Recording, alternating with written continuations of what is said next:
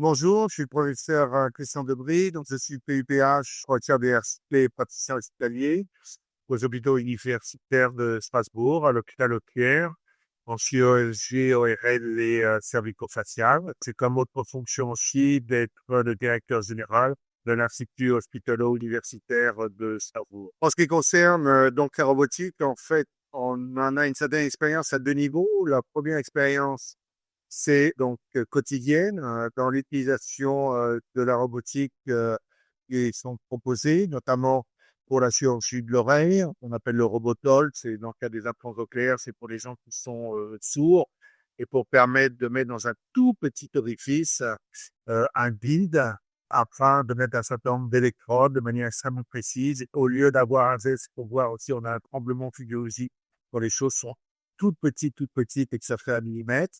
Là, le bras du robot, l'extrémité va venir, on va le mettre en face, on fait de l'orifice et va pousser que doucement, fait clapant de manière extrêmement douce, sans tremblement.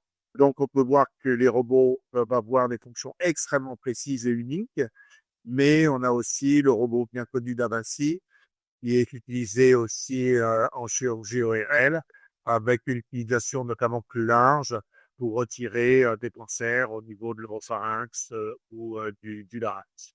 Maintenant, il y a tout ce qui est aussi recherche et qui concerne non plus le service en lui-même, mais Institut hospitalo-universitaire de Strasbourg, dans lequel on travaille beaucoup sur ce qu'on appelle la télémanipulation. Alors, quelle différence? C'est de chercher en fait des robots qui soient à la fois performants et frugaux. Ça veut dire quoi? Ça veut dire que ce qu'on recherche, c'est quelque chose qui soit très technique, très pointu, pas trop cher, qui prenne le moins de place possible et qui soit le plus facile possible d'utilisation. Pourquoi? D'abord parce que le chirurgien a besoin de choses simples, parce qu'il est souvent accaparé par son geste chirurgical. Donc ça, c'est une donnée assez importante. Et la deuxième chose, c'est que dans le monde, on manque de 30% de chirurgiens. Et donc, si on veut avoir des techniques qui se développent parallèlement à l'amélioration constante des outils robotiques, dans les buts qu'on recherche, dans les développements de la robotique, une certaine démocratisation du geste chirurgical au bloc opératoire, mais ça peut être aussi pas forcément pour le geste chirurgical. Vous pouvez aussi avoir, par exemple, pour la logistique, on manque ce qu'on appelle d'IBOT, c'est-à-dire d'infirmières partout. Alors, en France, certes, mais aussi dans les autres pays. Et on peut avoir des robots actuellement qui sont quasiment au point, qui vont apporter tel ou tel matériel directement fait au chirurgien à partir d'un endroit en choisissant grâce à l'intelligence artificielle et en différentes commandes GPS. Ça, c'est des choses qui fonctionnent.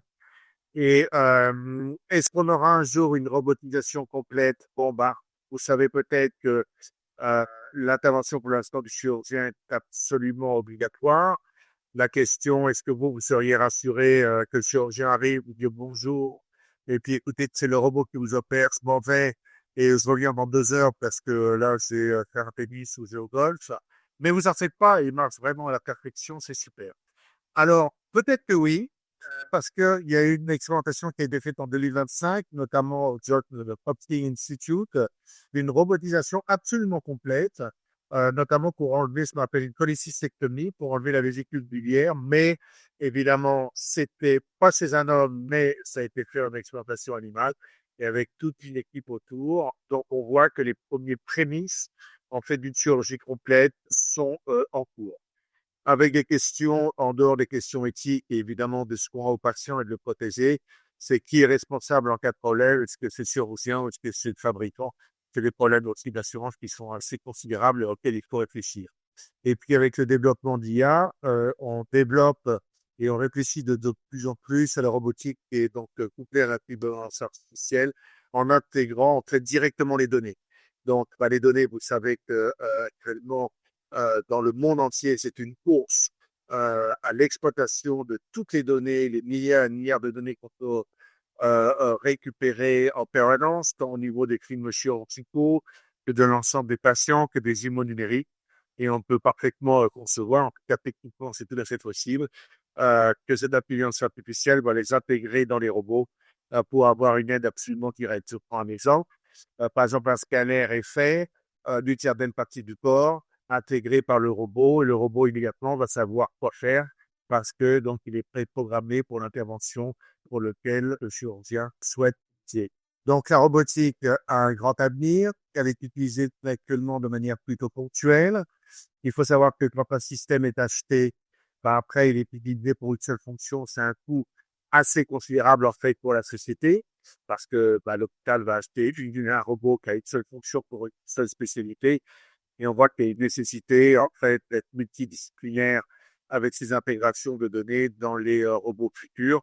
C'est un peu ce qui a été fait avec le Davinci, qui sert à plusieurs spécialités chirurgicales, mais qui reste extrêmement peu d'achat, extrêmement encombrant et notamment plutôt aussi dans l'utilisation quotidienne. Les points positifs, c'est qu'il y a des aides réelles aux chirurgiens. Le robot n'est qu'une aide aux chirurgiens, mais à terme, l'aide va être de plus en plus importante grâce à la science des données, à l'intégration en fait des données, dans lequel on va pouvoir nourrir par l'intelligence artificielle, entre guillemets, le logiciel du robot pour l'adapter à une fonction spécifique.